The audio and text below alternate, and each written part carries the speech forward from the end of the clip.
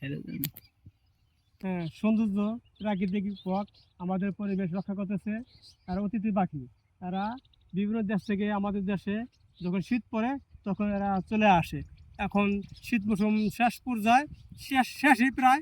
এখন তারা আবারও তাদের দেশে চলে যাবে।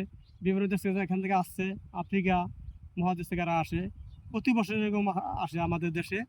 এরা খুব সুন্দর, দেখতে সুন্দর, ভালো এবং পরিবেশ ভারসাম্য রক্ষা করে।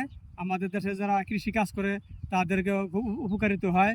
এবং পোকামাকড়, বিভিন্ন ধরনের কীট পতঙ্গ তারা খেয়ে থাকে, আমাদেরকে খুব উপকার করে। অনেক সুন্দর দেখছো, কলা বাগান আমাদের। কলা আমাদের উপকারী জিনিস, এটা দেহের জন্য অনেক কাজ করে। এটা ভালো এবং অনেক প্রোটিন সমৃদ্ধ ফল এটা, ঠিক আছে না?